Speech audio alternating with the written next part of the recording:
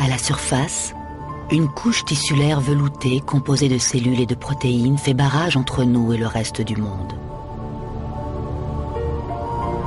C'est notre armure, notre radiateur, notre porte d'entrée vers la douleur et le plaisir.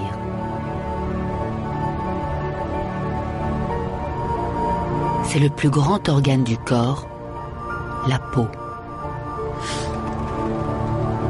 Douce et soyeuse, à voir et à toucher.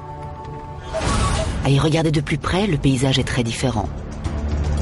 Grossi 600 fois, notre épiderme n'est pas composé que de cellules mortes.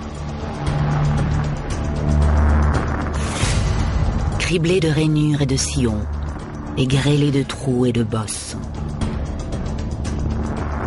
En se rapprochant encore plus, on remarque que des centaines de milliers de bactéries occupent le moindre centimètre carré de notre peau.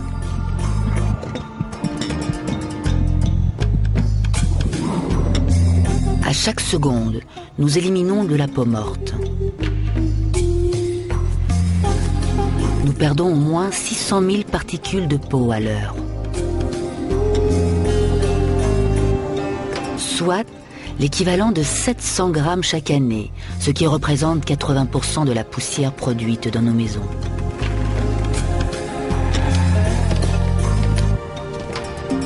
Mais nous avons de la ressource en matière de peau. On fabrique de la peau neuve en permanence. Au bout d'un mois, tout au plus, vous aurez vous aussi fait peau neuve. Ce qui signifie qu'elle n'est pas tout à fait morte. Sous la surface, en profondeur, des cellules se divisent continuellement pour remplacer les cellules mortes du dessus. Des kilomètres de vaisseaux sanguins serpentent dans nos papilles épidermiques. Sans oublier nos précieuses terminaisons nerveuses. 70 kilomètres de nerfs s'étendent de notre tête à nos pieds, et beaucoup d'entre eux atteignent notre peau. À certains endroits, plus qu'à d'autres. Si les parties de notre corps étaient proportionnelles à notre sensibilité, on ressemblerait à ça. Nos mains, nos pieds, notre langue et nos lèvres ultrasensibles, remplies de récepteurs tactiles, deviendraient énormes. Mais nous aurions des mollets de coq. Heureusement pour nous, cet organe ne se contente pas de toucher. La peau est également notre système de réchauffement-refroidissement. Et en nous aidant à maintenir notre température moyenne à un confortable 37 degrés, elle nous maintient en vie. À travers un réseau de vaisseaux sanguins, la peau transporte un tiers du sang fraîchement pompé qui va au cœur. Quand on a trop chaud, ces vaisseaux s'élargissent pour évacuer la chaleur accumulée dans notre corps. Mais parfois, cela ne suffit pas.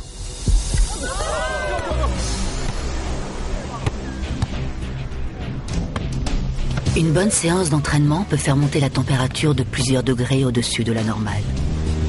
Ce qui pourrait s'avérer mortel si la peau n'était dotée d'un filet de sécurité, la transpiration. Les 2 millions de pores présents sur notre peau peuvent produire l'équivalent de 2 litres de transpiration par heure. Les gouttelettes s'évaporent dans l'air et font baisser la température du corps. Grâce à une caméra spéciale qui fait ressortir les zones de chaleur, et non pas la lumière, on observe le fonctionnement de ce système d'air conditionné. Plus le corps est chaud, plus le rouge est profond. Le résultat est sans surprise. Les parties les plus chaudes de notre corps, le front, les paumes des mains et les aisselles, sont celles qui possèdent le plus de glandes sudoripares.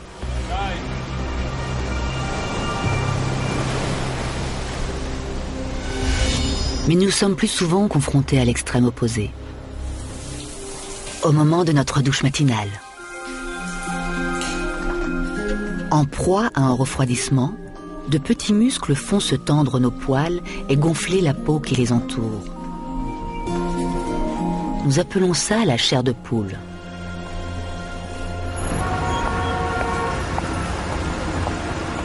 Propres et pomponnés, nous affrontons la foule affairée du matin. Autour de nous, d'autres incroyables corps humains entament la journée. Leur taille, leur forme, leur couleur et leur texture sont différentes. Mais à certains égards, nous avons tous la même peau.